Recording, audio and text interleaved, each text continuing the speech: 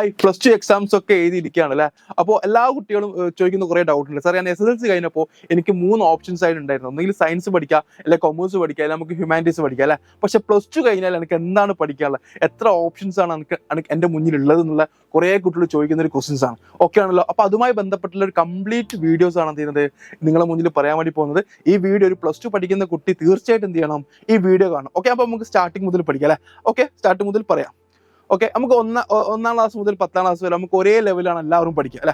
ഓരോരുത്തർ ഇഷ്ടത്തിനനുസരിച്ച് എന്ത് ചെയ്യാൻ പറ്റില്ല, നമുക്ക് പഠിക്കാൻ പറ്റില്ല. പക്ഷെ നമ്മൾ 10ാം ക്ലാസ് കഴിഞ്ഞപ്പോൾ SSLC കഴിഞ്ഞപ്പോൾ നമുക്ക് ഗവൺമെന്റ് എന്ത് ചെയ്തു, 3 ഓപ്ഷൻസ് നമ്മുടെ മുന്നിൽ കൊണ്ടുവന്നു. ഒന്നുകിൽ എന്ത് ചെയ്യാം, നമുക്ക് സയൻസ് പഠിക്കാം, അല്ല നമുക്ക് എന്ത് പഠിക്കാം, കൊമേഴ്സ് പഠിക്കാം, അല്ല നമുക്ക് എന്ത് പഠിക്കാം, ഹ്യൂമാനിറ്റീസ് പഠിക്കാം. അങ്ങനെ 3 ഓപ്ഷൻസ് ആണ് നമ്മുടെ മുന്നിലുള്ളത്.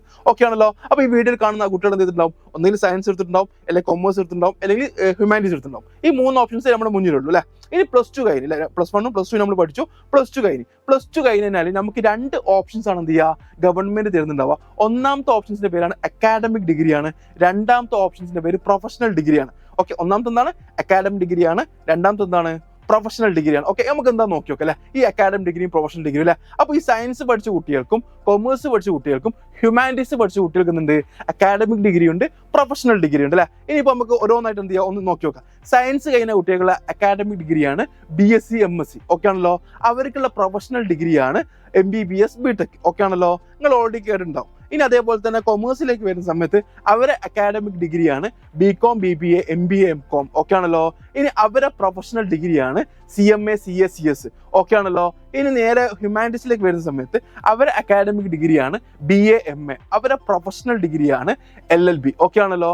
അപ്പൊ എന്താണ് ഈ ഡിഫറൻസ്? ഇപ്പോൾ അക്കാഡമിക് ഡിഗ്രിയും പ്രൊഫഷണൽ ഡിഗ്രിയും തമ്മിലുള്ള ഡിഫറൻസ് എന്താണ്? സാർ, എന്താ ഈ അക്കാഡമിക് ഡിഗ്രി, എന്താ ഈ പ്രൊഫഷണൽ ഡിഗ്രി? സിമ്പിൾ ആണ്, ഒന്നുമില്ല. പ്ലസ് ടു കഴിഞ്ഞാൽ നമുക്ക് എന്തുണ്ട്, 2 ഓപ്ഷൻസ് ഉണ്ട്. ഒന്നുകിൽ എന്ത് ചെയ്യുക, നമുക്ക് അക്കാഡമിക് ഡിഗ്രി എടുക്കാം, അല്ലെങ്കിൽ നമുക്ക് എന്തെടുക്കാം, പ്രൊഫഷണൽ ഡിഗ്രി എടുക്കാം അല്ലെ. ഓക്കെ, ഇനി നമുക്ക് അറിയേണ്ടത് ഡിഫറൻസ് ബിറ്റ്വീൻ അല്ലെ, എന്തൊക്കെ ഡിഫറൻസ് ആണ് അക്കാഡമിക് ഡിഗ്രിയും പ്രൊഫഷണൽ ഡിഗ്രിയും തമ്മിലുള്ള ഡിഫറൻസ് അല്ലെ. പ്രൊഫഷണൽ ഡിഗ്രി പഠിച്ചു കഴിഞ്ഞാൽ എനിക്ക് അക്കാഡമിക് ഡിഗ്രിനേക്കാൾ എന്തൊക്കെ ബെനിഫിറ്റ്സ് കിട്ടും നമുക്ക് അറിയണ്ടേ. നമുക്ക് ഓരോന്നായിട്ട് എന്ത് ചെയ്യാം, ചെക്ക് ചെയ്ത് നോക്കാം. ഒന്നാമത്തത് സ്റ്റാറ്റസ് ആണ് അല്ലെ. നമുക്ക് സ്റ്റാറ്റസ് എന്ന് പറയുന്ന സംഭവം ഉണ്ട് അല്ലെ. കാരണം നമ്മൾ ഒരു പ്രൊഫഷണൽ ഡിഗ്രി നിങ്ങൾ ആലോചിച്ച് നോക്ക്, ഒരു MBBS കഴിഞ്ഞ ഒരാളെ നമ്മൾ എങ്ങനെയാണ് പരിചയപ്പെടുത്തുക, ആസ് എ ഡോക്ടർ എന്നുണ്ടല്ലോ നമ്മൾ പരിചയപ്പെടുത്തുക അല്ലെ. അതുപോലെ LLB കഴിഞ്ഞ ഒരാളെ എങ്ങനെ നമ്മൾ പരിചയപ്പെടുത്തുക, അഡ്വക്കേറ്റ് എന്നുണ്ടല്ലോ നമ്മൾ പരിചയപ്പെടുത്തുക അല്ലെ. അതുപോലെ CA CMA കഴിഞ്ഞ ആൾക്കാരെന്ന് വിളിക്കുക. നമുക്ക് അവരെ ആ പേരിന്റെ കൂടെ അവർക്ക് എന്ത് ചെയ്യാൻ പറ്റും, ആ ടൈറ്റിൽ യൂസ് ചെയ്യാൻ പറ്റും അല്ലെ. അവരെ വണ്ടിന്റെ കൂടെ നമുക്ക് എന്ത് ചെയ്യാൻ പറ്റും, ആ ടൈറ്റിൽ യൂസ് ചെയ്യാൻ പറ്റും. നമ്മുടെ വീട്ടിന് മുന്നിൽ എന്ത് ചെയ്യാൻ പറ്റും, ആ ടൈറ്റിൽ നമുക്ക് യൂസ് ചെയ്യാൻ പറ്റും. എന്ന് വെച്ചാൽ പ്രൊഫഷണൽ ഡിഗ്രി പാസ്സായി കഴിഞ്ഞാൽ നമുക്ക് നമ്മളെ പേരിന്റെ കൂടെ എന്ത് ചെയ്യാൻ പറ്റും, ആ ക്വാളിഫിക്കേഷൻ നമുക്ക് എന്ത് ചെയ്യാൻ പറ്റും, ആഡ് ചെയ്യാൻ പറ്റും അല്ലെ. അപ്പൊ നാളെ നമ്മുടെ ഒരു ഐഡന്റിറ്റി ആയിട്ട് മാറും അല്ലെ. നമ്മളൊരു സ്ഥലത്ത് പോകുന്നേരം ആ ആൾ ഇന്നത് കഴിഞ്ഞതാണ്, അല്ലെങ്കിൽ നമ്മളെ പരിചയപ്പെടുത്തുമ്പോൾ ഞാൻ ഡോക്ടറാണ്, അല്ലെങ്കിൽ ഞാൻ എഞ്ചിനീയർ ആണ്, അല്ലെങ്കിൽ ഞാനൊരു ചാർട്ടേഡ് അക്കൗണ്ടന്റ് ആണ്, അല്ലെങ്കിൽ ഞാനൊരു CMA കാരനാണ്, നമുക്ക് എന്ത് ചെയ്യാൻ പറ്റും, പറയാൻ പറ്റും അല്ലെ. അതാണ് ഒന്നാമത്തെ ഡിഫറൻസ് വരുന്നത്, സ്റ്റാറ്റസ് ആണ്. നേരെ മറിച്ചിട്ട് നമ്മളിപ്പോൾ സാധാ ഒരു അക്കാഡമിക് ഡിഗ്രി പഠിക്കുകയാണെങ്കിൽ നമുക്ക് ഒരാളെ പരിചയപ്പെടുത്തുമ്പോൾ നമുക്ക് പറയാൻ പറ്റുമോ, ഞാൻ BCom ആണ്, ഞാൻ MBA എന്ന് പറഞ്ഞാൽ നോർമലി നമ്മുടെ നാട്ടിൽ നടക്കുന്നില്ല. പക്ഷേ പ്രൊഫഷണൽ ഡിഗ്രി പാസ്സായി കഴിഞ്ഞാൽ നമുക്ക് നമ്മുടെ പേരിന്റെ കൂടെ എന്ത് ചെയ്യാൻ പറ്റും, ആ ക്വാളിഫിക്കേഷൻ ആഡ് ചെയ്യാൻ പറ്റും അല്ലെ. അതാണ് ഒന്നാമത് എന്ത് ചെയ്യുന്നത്, ഡിഫറൻസ് വരുന്നത്. ഇനി രണ്ടാമത്തെ ഡിഫറൻസ് വരുന്നത് സൈനിങ് അതോറിറ്റി ആണ് അല്ലെ. ഈ പ്രൊഫഷണൽ ഡിഗ്രി നമുക്ക് പാസ്സായി കഴിഞ്ഞാൽ നമുക്ക് എന്ത് കിട്ടുന്നുണ്ട്, സൈനിങ് ചെയ്യാനുള്ള പവർ കിട്ടുന്നുണ്ട്. ഇപ്പൊ എക്സാമ്പിൾ ഞാൻ സിമ്പിൾ ആയിട്ട് പറഞ്ഞു, ആലോചിച്ചാൽ മതി. ഒരു ഡോക്ടർ അല്ലെ, നമ്മളിപ്പോൾ ഒരു എക്സാമ്പിൾ എന്ന് പറഞ്ഞാൽ നമ്മളിപ്പോൾ ഗൾഫിൽ പോകുകയാണെങ്കിൽ എന്തെങ്കിലും മെഡിക്കൽ ഫിറ്റ്നസ് എടുക്കണം. ആ മെഡിക്കൽ ഫിറ്റ്നസിൽ ആര് സൈൻ ചെയ്യണം, ഒരു ഡോക്ടർ എന്ത് ചെയ്യണം, സൈൻ ചെയ്യണം അല്ലെ. ഈവൻ നമ്മൾ എന്ത് ചെയ്യണം, ഒരു ഡ്രൈവിംഗ് ലൈസൻസിന് പോവാണ്, നമ്മൾ കണ്ണ് എന്ത് ചെയ്യണം, പരിശോധിക്കണം അല്ലെ. അത് ആര് സൈൻ ചെയ്യണം, ഒരു ഡോക്ടർ സൈൻ ചെയ്യണം അല്ലെ. അതേപോലെ തന്നെ എഞ്ചിനീയറിംഗ് എന്തുണ്ട്, കുറെ സൈനിങ് അതോറിറ്റി ഉണ്ട്, അഡ്വക്കേറ്റ്സിന് എന്തുണ്ട്, അതേപോലത്തെ കുറെ ബെനിഫിറ്റ് ഉണ്ട്. ഒരു ബിസിനസ്സുമായി ബന്ധപ്പെട്ട എല്ലാ സൈനിങ് അതോറിറ്റി ഉണ്ടാവുക ഈ CA കാർക്കും CMA കാർക്കും CS-നാണ് എന്ത് ചെയ്യുക ഉണ്ടാവുക അല്ലെ. അതിനെ കുറിച്ച് നമ്മൾ കൂടുതലായിട്ടും പറയുന്നുണ്ട്. അപ്പോൾ ഇത് രണ്ടാമത്തെ ഡിഫറൻസ് എന്ന് പറഞ്ഞാൽ സൈനിങ് അതോറിറ്റിയാണ്, സൈനിങ് പവർ ആണ്. ഓക്കെ ആണല്ലോ. ഇനി മൂന്നാമത്തതാണ് സെൽഫ് പ്രാക്ടീസ്. ഓക്കെ, എന്താ ഈ സെൽഫ് പ്രാക്ടീസ്? നിങ്ങൾ കാണുന്നില്ല, ഒരു ഡോക്ടർക്ക് 2 ഓപ്പർച്യൂണിറ്റി ഉണ്ട്. ഒന്നുകിൽ എന്ത് ചെയ്യുക, ഒരു ഹോസ്പിറ്റലിൽ ജോബ് ചെയ്യുക അല്ലെ, അല്ലെങ്കിൽ വീട്ടിൽ തന്നെ നിങ്ങൾ എന്ത് ചെയ്യുന്നുണ്ട്, ഒരു ക്ലിനിക്കൽ സ്റ്റാർട്ട് ചെയ്തിട്ട് അവർ കാണുന്നില്ല നിങ്ങൾ. അതേപോലെ തന്നെ അഡ്വക്കേറ്റ്സ് എന്തുണ്ട്, ലീഗൽ അഡ്വൈസറായിട്ട് ഈ കമ്പനിയിൽ വർക്ക് ചെയ്യുക അല്ലെ. നമ്മളിപ്പോൾ കോടതിയുടെ അടുത്ത് കുറേ ബോർഡ് കാണുന്നില്ലേ, ഈ അഡ്വക്കേറ്റ്സ് ബോർഡ് വെച്ചിട്ടുള്ള അതിനെ വിളിക്കുന്ന പേരാണ് സെൽഫ് പ്രാക്ടീസ്. എന്ന് വെച്ച് കഴിഞ്ഞാൽ പ്രൊഫഷണൽ ക്വാളിഫിക്കേഷൻ ചെയ്ത ഒരാൾക്ക്, ക്വാളിഫൈഡ് ഒരാൾക്ക് ഒരു ഇൻകം ജനറേറ്റ് ചെയ്യണമെങ്കിൽ 2 ഓപ്പർച്യൂണിറ്റീസ് ഉണ്ട്.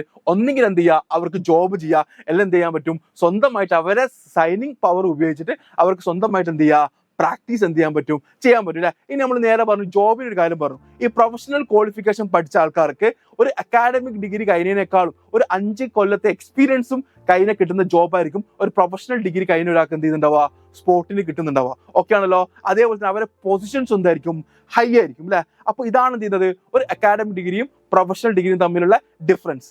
ഓക്കെ ആണല്ലോ. ഓക്കെ, നമ്മൾ ഡിഫറൻസ് പറഞ്ഞു, അക്കാഡമിക് ഡിഗ്രിയും പ്രൊഫഷണൽ ഡിഗ്രിയും തമ്മിൽ ഡിഫറൻസ് പറഞ്ഞു. ഇനി നമുക്ക് കൊമേഴ്സിലെ പ്രൊഫഷണൽ ഡിഗ്രി എന്തൊക്കെയാണെന്ന് നോക്കാം അല്ലെ. ജസ്റ്റ് ഒന്ന് നോക്കാം. മെയിൻ ആയിട്ടുള്ളത് ഒന്ന് CA ആണ്, അല്ലെങ്കിൽ CMA ആണ്. അതേപോലെ ഇന്റർനാഷണൽ കോഴ്സും ഉണ്ട്. ഇപ്പോൾ LLB ആണെങ്കിലും ഇവൻ ഡോക്ടേഴ്സ് ആണെങ്കിലും MBBS ആണെങ്കിലും ഇന്ത്യയിൽ മാത്രമല്ല, അത് എല്ലാ രാജ്യത്തും. അതേപോലെ തന്നെ എന്തുണ്ട്, ഈ CA CMA എന്നുള്ള കോഴ്സ് എല്ലാ രാജ്യത്തുണ്ട്. ഓക്കെ ആണല്ലോ. അപ്പൊ ഇന്ത്യയിൽ ഏറ്റവും കൂടുതൽ പോപ്പുലർ ആയ ഇന്റർനാഷണൽ കോഴ്സ് എന്ന് പറഞ്ഞാൽ ഒന്ന് ACC ആണ്, ഒന്ന് CMA US ആണ്. ഓക്കെ ആണല്ലോ. ഇനി CMA ഇന്ത്യയുടെ കേസിലാണെങ്കിൽ നമുക്ക് 3 സ്റ്റേജ് ആണ് എന്ത് ചെയ്യുക, നമുക്ക് പഠിക്കുന്നുണ്ടാവുക. ഓക്കെ ആണല്ലോ.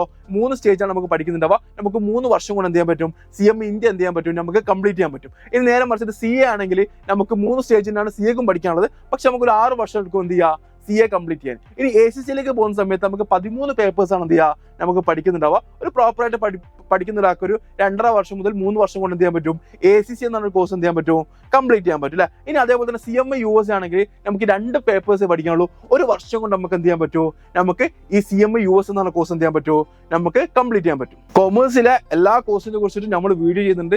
തീർച്ചയായിട്ടും അത് നിങ്ങളിലേക്ക് എന്ത് ചെയ്യും, നമ്മൾ എത്തിക്കും. അതേപോലെ തന്നെ കാറ്റലിസ്റ്റ് എഡ്യൂക്കേഷൻ അല്ലെ, ഇന്ത്യയിൽ ടോട്ടലി 395ഓളം ROC സെന്റർ ഇന്ത്യ ഒട്ടാക്കിയുണ്ട്. CMA അംഗീകരിച്ച, CMA അപ്രൂവ് ചെയ്ത സെന്ററുകളെയാണ് നമ്മൾ എന്ത് വിളിക്കുക, ROC സെന്റർ എന്ന് വിളിക്കുക.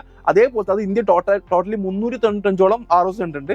കഴിഞ്ഞ 2 വർഷമായിട്ടും ഈ 395 ഇന്ത്യ ഒട്ടാകെയുള്ള 395 ROC സെന്ററിൽ നിന്ന് കഴിഞ്ഞ 2 വർഷമായിട്ടും ഇന്ത്യയിൽ തന്നെ നമ്പർ 1 ROC അവാർഡ് കരസ്ഥമാക്കിയ സ്ഥാപനമാണ് ചെയ്യുന്നത് നമ്മുടെ കൊച്ചു കേരളത്തിലെ കാറ്റലിസ്റ്റ് എഡ്യൂക്കേഷൻ. ഇന്ത്യ ഒട്ടാകെയിൽ അഭിമാന നിമിഷമാണ്.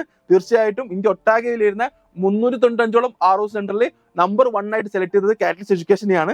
തീർച്ചയായിട്ടും അതേപോലെ തന്നെ കഴിഞ്ഞ വർഷത്തെ CMA USA all India top സ്കോററും കാറ്റലിസ്റ്റ് എഡ്യൂക്കേഷനെയാണ്.